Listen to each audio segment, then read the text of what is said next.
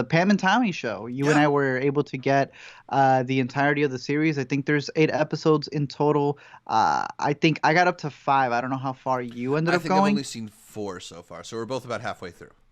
About the same way. And so far, if you don't know anything about it, it's Pam and Tommy. It's their sex tape that leaked a while back. I didn't realize that the movie or the series, sorry, also has what's his name as a Seth lead, Rogen. as the dude who leaks, yeah, who leaks the tape. And I Yeah. didn't realize that that was going to be an element in the story either. Again, being what in the middle of it, halfway through, I've heard some things about how they treat his character in the back half that I'm not looking forward to. Mm.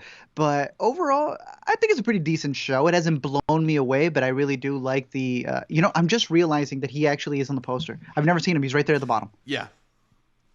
I don't. I don't know Yeah, if that's the I guess he's same been there the entire poster that time. they're using everywhere though, because I feel like I've seen a poster Maybe yeah, that's maybe they just the cut him two of off. them. Right up to the Pam and Tommy. Yeah.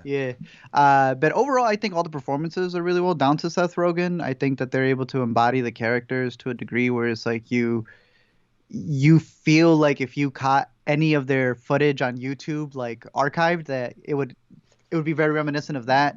I think the way that the episodes are structured are done pretty well. The way that they kind of let you look at the industry to a certain degree. It's not as in depth as people were probably Hmm. hoping for it to be.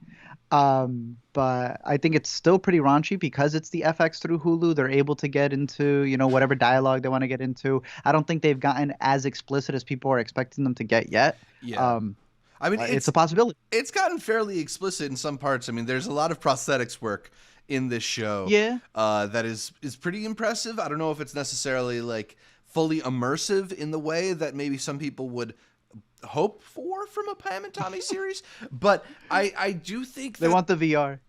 I do think there's a lot of really enjoyable kind of like sleazy true crime-ish television happening. Like this is I think this is kind of giving me what I don't get from some of those Ryan Murphy shows, you know? It's Oh, got that's that fair. ripped from the headlines thing where you're recreating people and scenarios that are familiar, but you're fleshing them out in ways that maybe like if you haven't read about it or if you haven't done the article, like if you haven't looked at the Rolling Stone article, you might not know all these details. It's pretty silly in its approach, and sometimes that makes me feel like it's a little bit like I don't know, trashier of a show, but it makes me kind of laugh a lot of the time.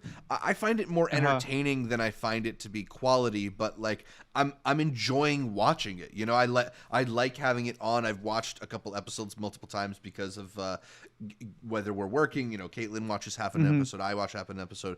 So I don't know. I think it's a good time, even if it's not necessarily like the most historically compelling take on the Pam Anderson. Like I don't know if that's necessarily a story that is holds up to this kind of treatment, but it's interesting nonetheless.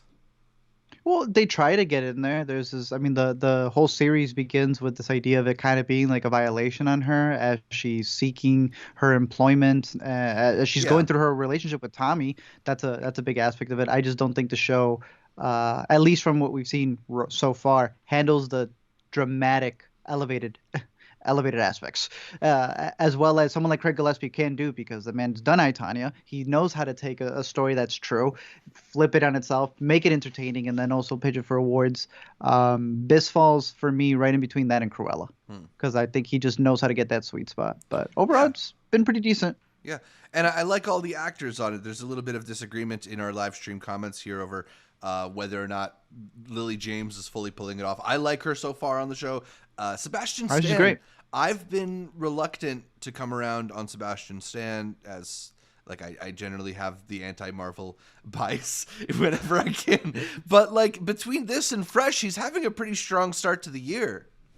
Yes, sir. Monday's over on, I want to say, Showtime as well. The dude's been killing it in the big movies and the smaller movies. Hey, call it a feature, call it a series. The man's gonna be there. He's gonna show up for you, dude.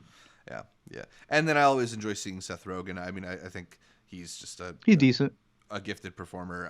Even if like his character is, I don't know if he's maybe the most fleshed out. It's very like typical Seth Rogen so Hmm. far. in this story. What do you feel about the series? We've seen this with House of Gucci. I'm pretty sure, I doubt he asked Itanya and the estate for permission there, but them not getting permission from Pam and Tammy being figures that are alive only because you're talking about a story in which a big thing that they're trying to get into is, are they even supposed to be seeing something this private? So, in your opinion, just the fact that the show is commenting on it, right? Right. You should be able to make whatever you want. Like Right. legally, there is a law that allows you to be able to make a movie on any prolific person, no problem. But if the content, I guess, movie, show that you're making specifically gets into that idea of like, man, are you violating their space? Is it not a little ironic Yeah, it's to definitely violate it ironic. to the And degree of not asking? it's definitely ironic, and I think an intelligent show would play into that aspect, or at least kind of like acknowledge. Like I think there's sometimes shows or films that do a good job of indicting the audience. Which I don't know. We haven't seen the full season, so maybe that's where it ends up. I don't get the feeling that it will go there, at least in a satisfying way. But yeah, I mean, that's I think part of what keeps me from feeling like this is a fully realized retelling of this story is that like I don't know if it feels like it fully has a point as much as it just is existing to recreate familiar people and places in a tantalizing, sexual way. But overall, it's been okay. I think Hulu in general has a lot of good stuff that they have on the horizon. We Yeah. had kind of mentioned, but we're not going to get into the fact that through Disney Plus and for many that's bundled, they had their big reveal, I guess, this week. Is it really a reveal when it's the same reveal every single time? It's like the Yeah. same character that appears, but I know the Boba Fett show's been doing, I guess, numbers for them over there as well. So Disney, between Plus and the Hulu, have been doing pretty decent, I would say. Yeah, no, I mean they've got a whole bunch of eyeballs on different platforms now, Mhm. and we have a few films from Sundance that we like that are going to show up on Hulu too. So interesting stuff still coming from Disney, different Mhm. different avenues.